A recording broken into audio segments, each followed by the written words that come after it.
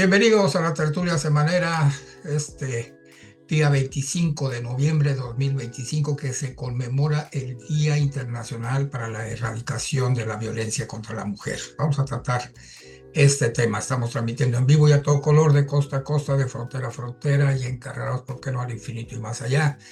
Tómese un tequila, unas gorditas. A propósito, hoy celebran las gorditas del mercado Juan Carrasco, las gorditas infladas y el atole pinole, 51 años. Así es que jale, se va a ver fiesta esta tarde del 25 allá en el mercadito. Van a ver hora feliz de las gorditas 2x1, compadre. Y rifa de camisetas, va a haber chirrines en vivo. Así es que vaya por allá. Doña Luisa, una querida señora, puso este puestecito hace 51 años. Ahí me tocó ir a verlo. A ti también, seguramente, compadre, te Sí, tocó por ir allá al supuesto. mercadito. Por supuesto, fui Sí. de los clientes más asiduos. Ya habíamos tenido experiencias con señoras de barrio que ofrecían estos productos, pero doña Luisa fue la que más asiduamente desarrolló su negocio y ha sido generaciones. Sus hijas han tenido tiempo no solo de continuar, sino de reproducir el asunto. Hay dos mesas ahí divididas que vienen de donde el mismo tronco. Tuvieron sucursales en La Juárez, en Pueblo Nuevo, en fin. Es un emprendimiento muy curioso, muy significativo para Mazatlán. Sin duda hay que ir para allá ahorita que está enfriando un poquito los inviernos Creo que en tropicales la de tarde, ¿no? Mazatlán. Creo En que es la en la tarde tarde. ya fría, sí, el festejo es, en la tarde es 25 de noviembre, cumple 51 años que salió por primera vez doña Luisa a hacer estas gorditas fantásticas y esta tole pinole que se antoja pues en esta temporada, porque ellas no salen todo el año, salen solamente en invierno, pues en estos meses de fin de año. Entonces, pues vayan para allá, va a estar bueno. Un abrazote a todas las muchachas que están por allá, si nos están viendo. Un abrazote, muchas felicidades a la familia de doña Luisa, toda su descendencia, nietos que han seguido con el negocio, que como bien dice Francisco Chiquete, puso el mal ejemplo y ahora hay por todos lados gorditas con atole de pinole, pero no hay mejores que las de doña Luisa. Vayan para allá. Así es que prepárense lo que ustedes quieran, un vino tinto, un tequila, un vivavilla, lo que sea, lo que se les apetezca para ver esta tertulia semanera. Vamos a ir un corte y regresamos.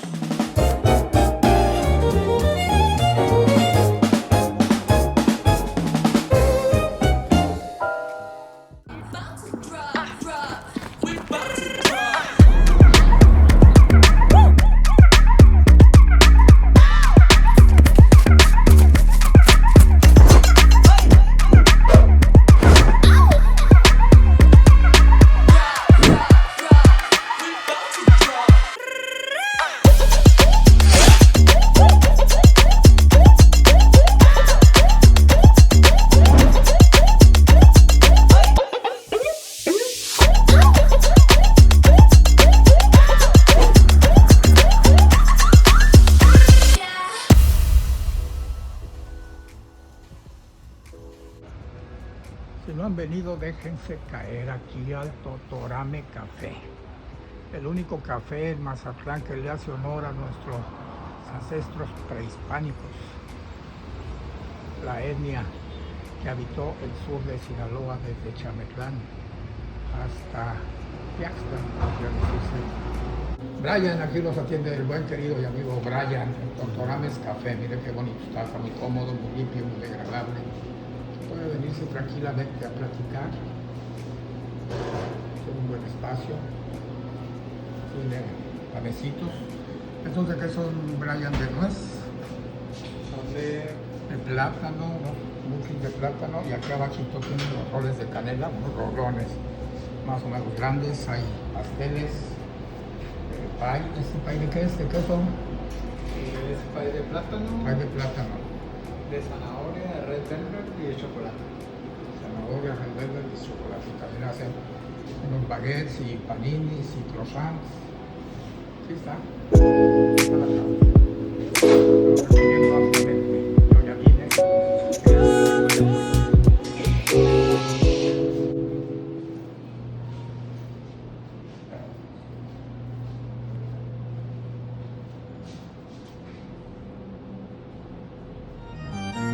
Venado de Mazatlán está de regreso en su casa cuando reciba a Tomateros de Culiacán en el clásico sinaloense.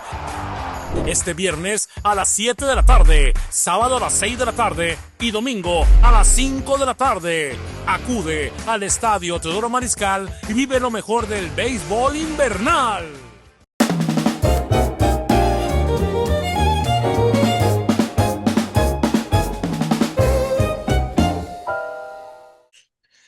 Pues ya estamos de regreso, mi querido Francisco. ¿De qué vamos a platicar? ¿Qué tema quieres traer aquí a la mesa en este espacio de reflexión periodística de la tertulia semanera? Bueno, el tema al que convocaste, Mario, de la violencia contra las mujeres es muy importante, pero también en estos momentos hay un conflicto en el país que es la toma de carreteras por parte de los productores agrícolas y los transportistas.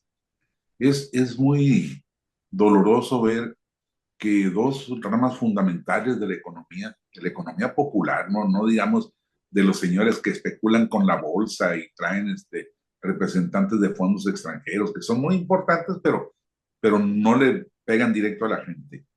Estos dos gremios que están tan golpeados, pues no reciben las respuestas adecuadas de parte del gobierno. Ayer vimos a la secretaria de Gobernación advertir que los que están tomando carretera, uno, son miembros de partidos políticos. No entiendo yo de dónde viene la criminalización de esa militancia, porque ya se la aplicaron a los marchistas de la generación Z. No son generación Z, son miembros de partidos políticos y por tanto son condenables. Y luego la señora dice en este caso que muchos tienen carpetas de investigación. Es decir, ahí está el hacha, ahí está el látigo. Entonces, lo que no estamos viendo es una búsqueda de soluciones. En el caso de los agricultores, entendemos todos que el Tratado de Libre Comercio impide establecer precios de garantía propios de nuestro país, pero no impide, como no le impide a Estados Unidos ni a Canadá, establecer acuerdos alternativos, apoyos alternativos al productor que le hagan más rentable su actividad. No estamos viendo. Aquí están casados con la idea de que vamos a ayudar a los productores de 5 hectáreas para abajo. Y bueno, pues qué bueno que le ayuden al que siembra por subsistencia, pero qué mal que abandonen al que siembra y produce, como en el caso de Sinaloa, 6 millones de toneladas que sirven para lo que tanto dicen que es la autosuficiencia alimentaria. Y luego, pues la queja de los propios productores. A nosotros nos pagan a 4 o nos quieren pagar a 4 o a 5 pesos el kilo de maíz. Y el industrial lo vende a 20 y la tortilla la venden a 30. Y entonces, ¿quién se queda con las ganancias de la actividad? Y eso por hablar de los agricultores. Con los transportistas estamos viendo una situación de veras difícil en que hay 70,000 asaltos a transportistas en carretera y nadie hace nada. Se anuncian programas, proyectos y piquetes de inspección, pero no se avanza absolutamente nada en esto. Y no solo es que a los productores hortícolas se les echa a perder la mercancía, no es solo que a los productores pesqueros se les pierda también, o por lo menos se les pierda la calidad de sus productos, que es tan importante. Es también la pérdida de vidas humanas. Y no hay una capacidad, por lo menos, para ofrecer, ya no digamos para cumplir, para ofrecer demagógicamente que van a resolver el asunto. No, hay un empeño, también como en el caso de los productores de subsistencia, acá hay un empeño en decir, estamos bajando la criminalidad y estamos construyendo la paz. Pero ¿cómo? Si los asaltos siguen y siguen y siguen, y es una cosa que no estamos viendo que progrese. Creo que mientras el gobierno no acepte que hay una bronca que no ha podido solucionar, pues no vamos a poder caminar hacia esa solución. Y por senderos similares, Mario, va el asunto de la violencia contra las mujeres. En Sinaloa hace varios años se estableció el código de alerta y la violencia de género y todo eso, y no podemos avanzar.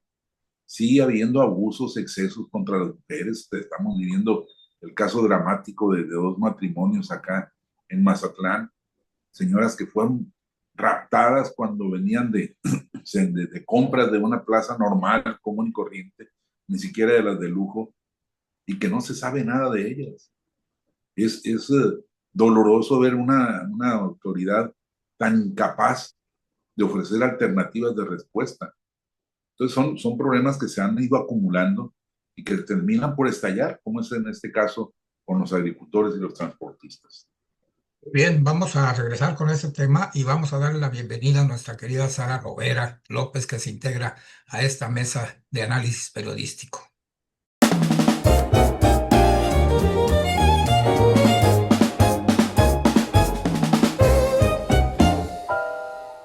Y pues damos la bienvenida a nuestra querida amiga Sara Lovera López, una periodista legendaria, una luchadora social por los derechos de las mujeres desde hace muchos años, muchas décadas. Es un honor que esté con nosotros. Ella es colaboradora de Paralelo 23 también. Nos hace el favor de compartir sus textos, sus columnas de su portal CEN México. Bienvenida, Sara. Muchas gracias, Mario. Muchas gracias, Chiquete. Aquí estamos, aquí estamos. Bueno, pues hoy es el día en el que nuevamente se conmemora el Día para Erradicar la Violencia contra la Mujer y acabamos de publicar tu texto en Paralelo 23 con cifras demoledoras, mi querida Sara. ¿En realidad llegaron todas? Esa es una frase publicitaria que se puede entender en un país de machos donde hay una primera mujer presidenta. Y ella ha querido, como a diferencia de otros muchos presidentes de la República, haber puesto de alguna manera en el centro, pues nada menos y nada más que la población.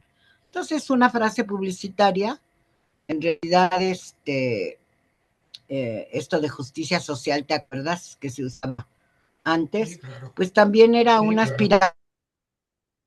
Llegar todo es una aspiración, nada más. Pero tus cifras, mi querida Sara, aquí te las pongo en un resumen ejecutivo que hicimos de tu texto. 8 millones de mujeres sufren violencia laboral en 2025.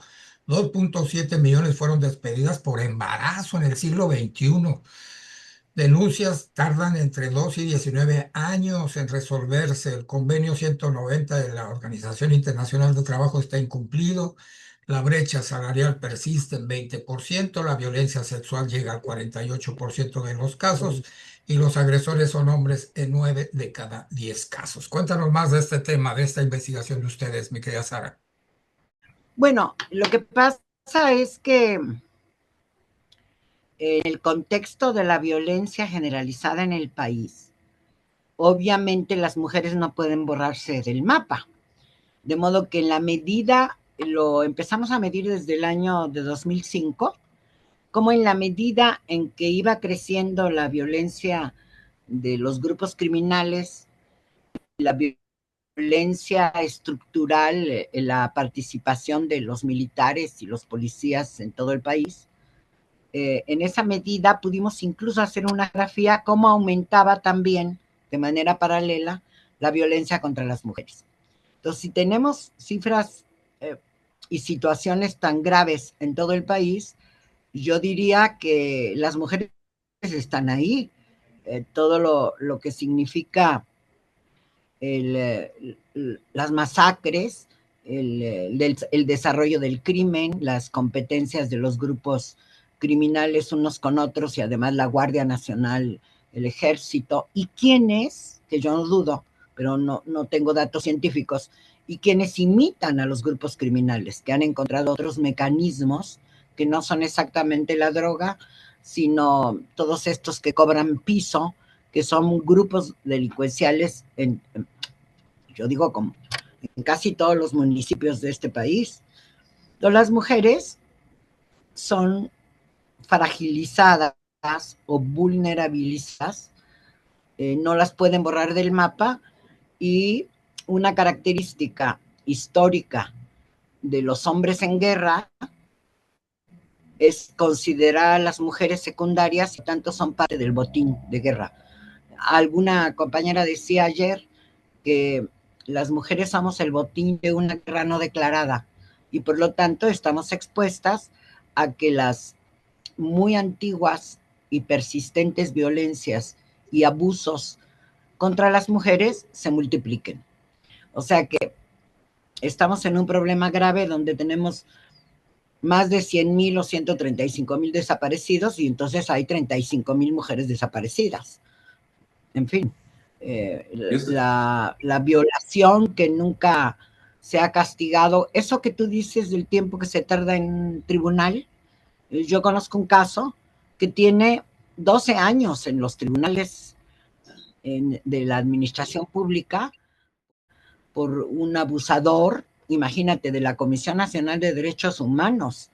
Hace 12 años a su subdirectora de comunicación la hostigó y abusó, porque abusos sexuales que te toquen. Por eso fue abuso sexual el de la presidenta, porque la tocó el individuo y no acoso. El acoso es otra cosa.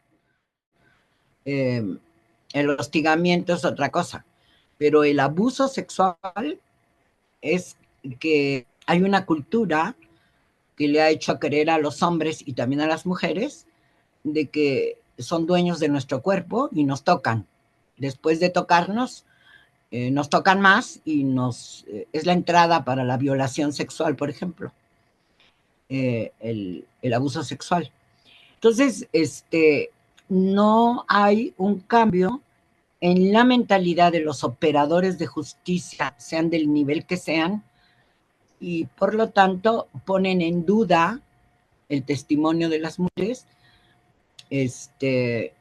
ponen en duda su palabra, y como son delitos que se realizan en general en la privacidad, en lugares donde no haya testigos, pues la prueba, dicen los jueces, la debe poner la que se queja, y por lo tanto, como nunca tienen la prueba y el hombre se defiende, el que sea,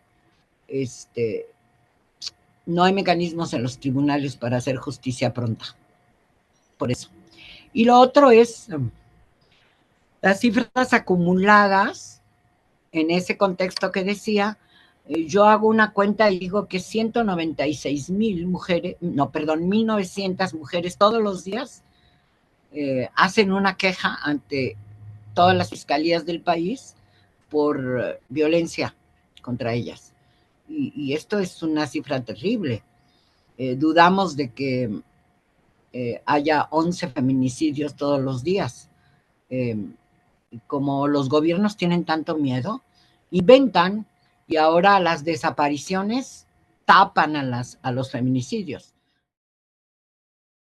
Probablemente matan 19 mujeres todos los días, no 11, como dice el dato más común, y el dato oficial ha llegado a la conclusión la presidenta de la República de que solo hay 2 feminicidios diarios en el país. En fin, ahora, el problema es grave. Sara, se ha agravado esto a puntos como el de las buscadoras. La violencia contra las buscadoras es extrema, es indecible. En Mazatlán en este momento hay una hija de una buscadora que fue secuestrada a la salida de un centro comercial y ninguna autoridad ha sabido de ella, ni mucho menos se ha visto que estén trabajando para resolver el caso. Ha sido especialmente rechazada la figura de las buscadoras por parte de las autoridades de este y del gobierno anterior. Los otros tampoco las ayudaban, pero en este caso ha sido más bien de enfrentamiento la actitud. ¿A qué se puede atribuir una situación de estas? Bueno, yo podría decir, Francisco, que las mujeres buscadoras organizadas que han aceptado esta manera de nombrarlas como buscadoras, las madres como doña Rosario Ibarra, que se pasó buscando a los desaparecidos en la Guerra Sucia, las madres de Plaza de Mayo, que hablaron de los desaparecidos y se empezaron a organizar en Argentina pidiendo que buscaran a sus hijos. De ahí viene. Son actoras políticas. Y las actoras políticas amenazan al sistema en general y en particular a los grupos delincuenciales y también a las autoridades, porque no lo pueden resolver. Los desaparecidos pues son desaparecidos, nadie sabe dónde están, y las autoridades no han encontrado no les interesa los mecanismos para encontrar a hombres y mujeres. Y las buscadoras son madres de hombres y de mujeres, por eso son tantas. Se dice que hay 123 colectivos. Son como los agricultores que ayer se movilizaron en todo el país.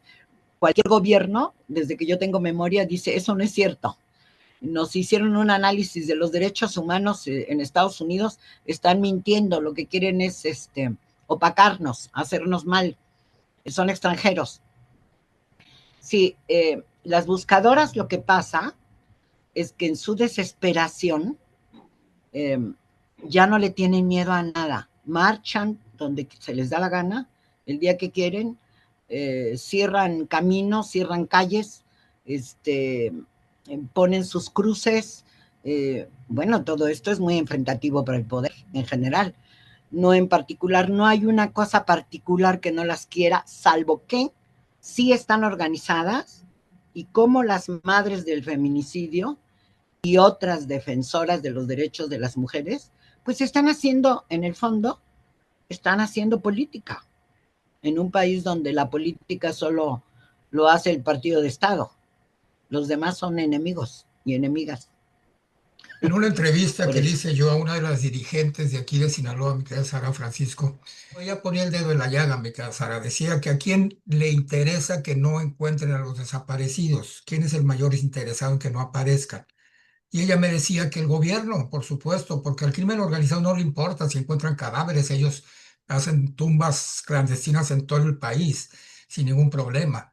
A quien no le conviene que encuentren a sus cuerpos y que les ayuden a buscarlos es al gobierno, porque entonces se les caen las inversiones, les cae el warning de Estados Unidos, y entonces quienes obstaculizan a las buscadoras es desde el poder político.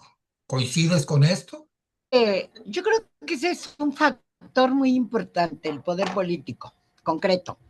Pero ahora, Mario, dime la verdad. ¿Sabemos nosotros quién es el poder político y quién es el criminal? Hay un encuentro entre todos los poderes. El de los criminales tiene poder, tiene Claro.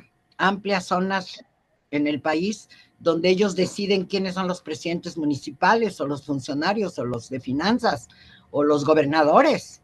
No lo dudo ni tantito. No hay que haya un interés como... Yo estoy en contra un poco de las teorías de la conspiración, ¿eh? Es como cuando tú y yo como periodistas viene un individuo y dice, no me publicaron mi nota porque no me quieren. Él puede entender que tenías 40 notas en la mesa y que tenías que elegir y que no hay nada particular y personal. Yo un poco te diría eso. Yo creo que hay una combinación. Uno de intereses, decía Papa Marx, que tú busca el dinero y encontrarás las respuestas. Yo creo que hay intereses económicos en una economía manchada, combinada con el narcotráfico y con todas las demás actos criminales, el robo. ¿Te acuerdas cuando era yo jovencita? Tú eres más joven que yo, pero bueno, el contrabando. Cuando yo iba a la secundaria, se hablaba mucho de la ropa que se traía en las chiveras de los Estados Unidos y las vendían. Algún día hice un reportaje en Veracruz y me acuerdo que mi reportaje se llamó de contrabandista a narcotraficante, el Toro Gargallo, el último gran cacique criminal que mataron en Veracruz en esa época. Todo su equipo de cómplices pues traían aparatos, había barrancas llenas de aparatos electrónicos. Bueno, el dinero. ¿Qué es lo que produce el crimen organizado con droga y de otro tipo? Sino dinero. ¿Para quiénes? Para unos cuantos que ya se acabaron muchas de las cosas que teníamos en este país. Entonces, sí, hay un interés que está combinado. El poder y el crimen es lo mismo. Y si no, nos tenemos que acordar de miles de caciques y de faraones y de emperadores y de zares en el mundo que se mantenían en el poder, incluido don Porfirio Díaz, gracias a lo que obtenía de dinero o de bienes o de comodidades. No importa de dónde venga ese dinero. Entonces yo sí creo que hay, sin que yo le ponga valores morales en particular, hay hombres y mujeres también que se dedican a este negocio, ¿no? Del crimen. ¿Y con quién lo van a hacer? Pues con los criminales, ¿no? Y cada quien se dedica a lo que más le gusta, como tú y yo al periodismo, ¿no? Entonces a algunos les gusta robar y tener casas con paredes llenas de esmeraldas o este tipo de cosas que luego encuentran en casa de los narcos, ¿no? Y los que quieren el poder político y ser diputados y senadores y gobernadores, ¿no? Entonces yo creo que estamos en el peor de los mundos posibles, porque ya no sabemos si hay una división entre quien hace política o una profesión o se dedica al crimen, ¿no? Desde la aparición de La Reina del Sur, se ha romantizado la participación de la mujer en el narcotráfico. Y yo creo que no es tan bonito ni tan glamoroso, sino que es también una imposición que muchas de ellas reciben. No hay un seguimiento de esto, no hay un trabajo de investigación, ni mucho menos de control de los daños. Primero que las mujeres, como los hombres, no venimos de otro planeta, somos de este planeta. La segunda cosa es que si uno se explica por qué los jóvenes se van con el narco, algunos que se van, que es por pobreza, por necesidad, hasta por autoestima, ¿no? No faltan las mujeres. Yo creo que a muchas no conocemos, que se enamoran de los narcos, que les gusta la buena vida o lo que parece la buena vida, y que eventualmente aprenden los mecanismos de sobrevivencia y de defensa. Hay algunos estudios, hizo muchos estudios hace como 10 o 12 años el Instituto Nacional de las Mujeres, de cómo las muchachas con un poco dicen que no todo lo que brilla es oro, pero que les ponen el brillo y se enrolan, les pasa lo de a ellos. Una vez enroladas, difícilmente salen. Yo no sé si La Reina del Sur romantiza la cosa, porque esa es una visión muy masculina. Las mujeres somos capaces de morirnos por la emoción y por el romanticismo, y no siempre. Yo creo que un buen collar de Tiffany no es ninguna cosa romántica, es así de concreto, ¿no? Entonces, no podemos saber cuántas son, pero hay muchas que están en la cárcel hace tiempo. Tú sabes que la mayor parte de mujeres que están en la cárcel, en número, el mayor porcentaje de las que están en la cárcel son por delitos contra la salud. ¿A qué te suena? ¿No? Es decir, ayudaron, algunas son obligadas, bueno, sí, como a las que cazan a fuerza los indígenas en la montaña de Guerrero. Es decir, las mujeres, hay muchas mujeres que son obligadas, que no tienen, que no han aprendido a ser personas por la evolución de la humanidad donde ellas se quedaron atrás, que son obligadas a cosas. Pero muchas se enrolan y se quedan. Otras son, tengo una amiga alemana que está haciendo una investigación para mostrar cómo un porcentaje de las desaparecidas sí son presas del crimen, del tráfico de mujeres con fines de explotación sexual. Hay un gran comercio. Patricia Olamendi dice que es la segunda gran masa de dinero y de ganancias por el tráfico de mujeres, que es histórico. Es histórico. En el caso de lo moderno, tienen mínimo 80 años, ¿no? Desde los primeros casinos en la frontera de Tijuana con Estados Unidos.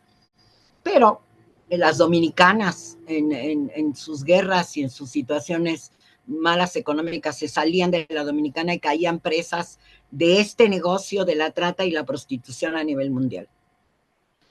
Entonces, dice mi amiga que entre los desaparecidos que se llevan para que los pongan con fines de explotación laboral, los narcos necesitan mano de obra para sus campos de cultivo, para el arreglo de sus camiones, para que los curen cuando los balean o cuando se enferman. Entonces necesitan a estos jóvenes para que les ayuden, muchos, por eso hay muchos desaparecidos en el campo, y cada vez más mujeres desaparecidas del campo. ¿Dónde estarán? Pues con los narcos haciendo las tortillas, lavando la ropa, limpiando, cuidando niños, ¿no? Tú te imaginas mujeres de Oaxaca, que decía mi amiga, ¿cómo es que en una zona tan apartada en Oaxaca desaparecen 4 campesinas un fin de semana, ¿no? Después de que pasaron unas camionetas raras. Se las llevan. Esa es desaparición forzada para hombres y mujeres. Muy grande. Yo creo que el gobierno tendría que tener una respuesta y decirnos dónde y cuándo, pero no nos dicen. Eso sí es un factor de los políticos, los datos secretos.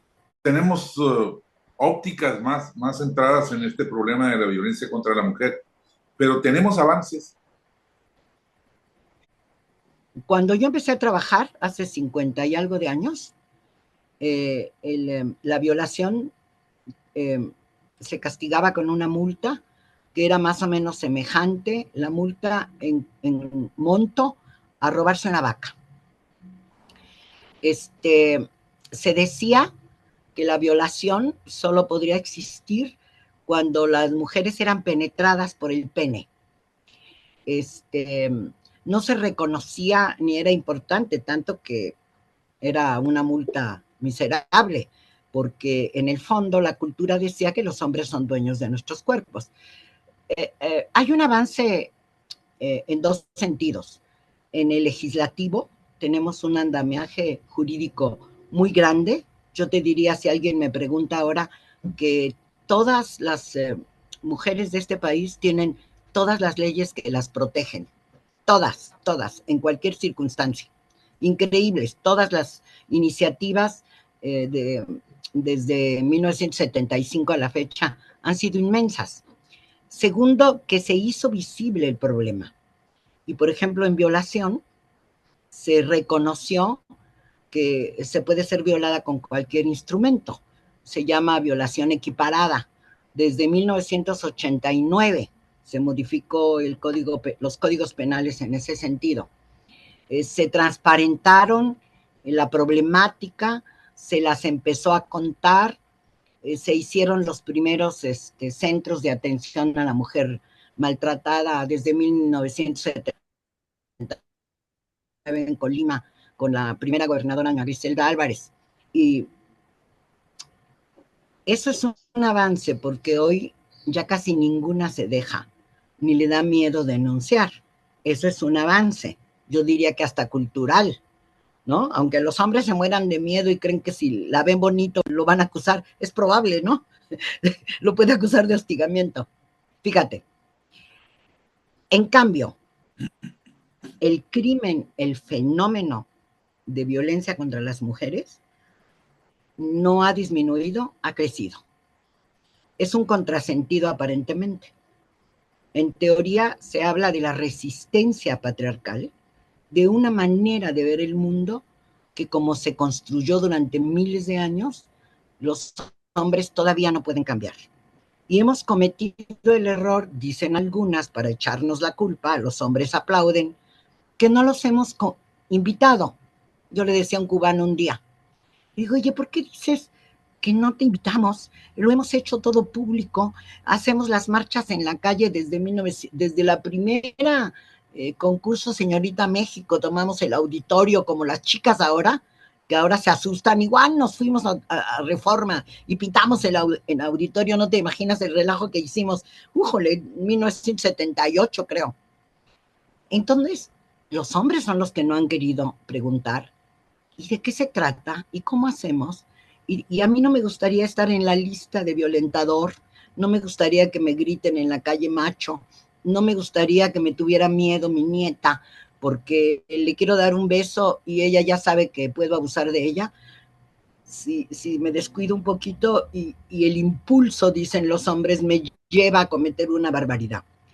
El mayor número de violaciones infantiles los cometen los padres, los tíos, los abuelos. Probado desde 1975. Entonces, lo que no tenemos es un cambio cultural y tenemos muchas resistencias, dijéramos, del patriarcado en general, que no quiere decir que son puros hombres. Quiere decir que hay muchas mujeres que dicen que ni modo. Todavía hay mamás que les dicen a las niñas, pues aguántate, mi reina, es bueno que tus hijos no pierdan a su padre, deja que te pegue los sábados, pero es el padre de tus hijos. Todavía hay madres que dicen eso, son las que no han cambiado culturalmente. Entonces, no hemos avanzado porque hay una enorme resistencia de hombres, de mujeres, de estructuras, de operadores de la justicia y de periodistas. Los periodistas que difundimos los estereotipos, que justificamos la condición de las mujeres, que no investigamos qué pasa y que lo llenamos de prejuicios, una nota que puede ser de una muchacha de Culiacán que se fue con uno de los del Triángulo de las Bermudas, ¿no? Y la vas a criticar, ¿no? Tú decías ahorita, fíjate lo que dice atrás de tu pregunta, se romantiza. Es decir, se considera que es una cosa simpática, de aventura, ¿no? Y no, imagínate las circunstancias en que cada una de nosotras tenemos que tomar decisiones todos los días, ¿no? Cuando somos reprobadas por el contexto social. ¿Te imaginas? Vamos a ir a un corte, vamos a regresar. Pues acá nosotros ya tuvimos, Francisco, te acordarás, a una Miss que no tuvo problemas para agarrar el cuerno de chivo y defender a su amor de su vida. Claro. Digo, eso amerita otro estudio. A su compañero, a su compañero, su amor, el amor de su vida. Y ella agarró el cuerno y enfrentó al ejército y sin miedo y sin nada, pues el amor lo pudo todo. Vamos a ir a un corte y regresamos con nuestra querida amiga Sara Lovera, Francisco Chiquete, para cerrar nuestra tertulia semanera de hoy, un espacio de reflexión puramente periodística. Regresamos.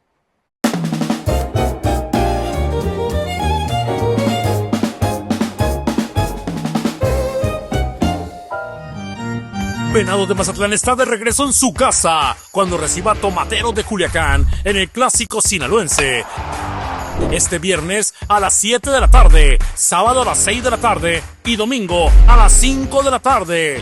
Acude al Estadio Teodoro Mariscal y vive lo mejor del béisbol invernal.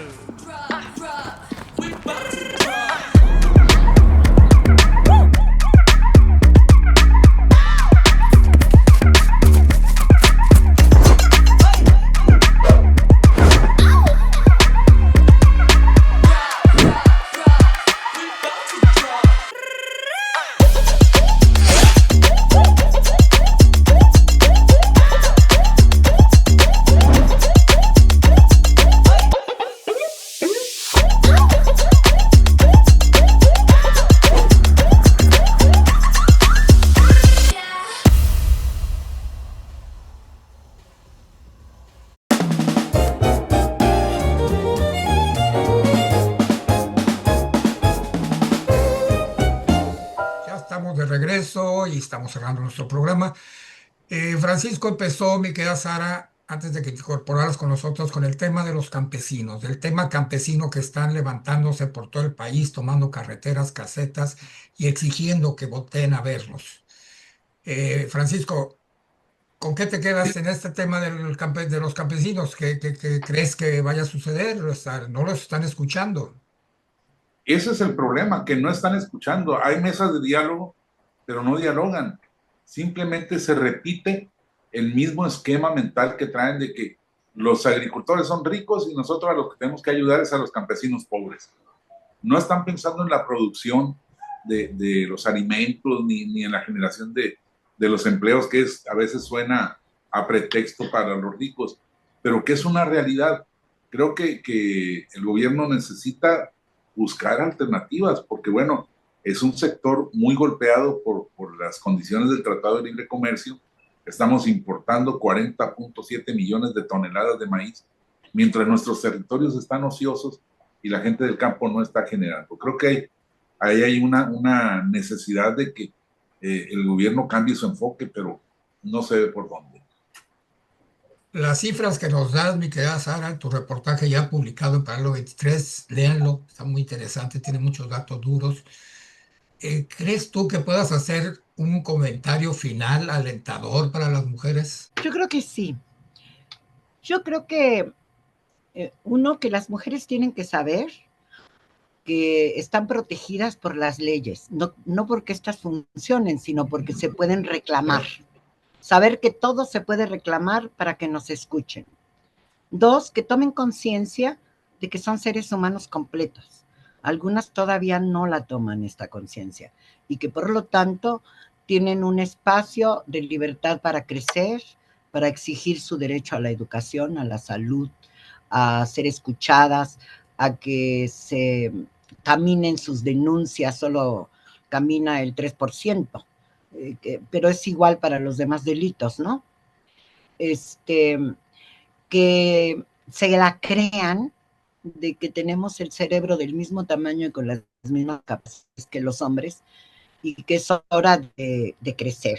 Yo les dejaría ese mensaje y que hoy, con tanta información como circulamos respecto del tamaño de la violencia contra las mujeres, que sacudan el miedo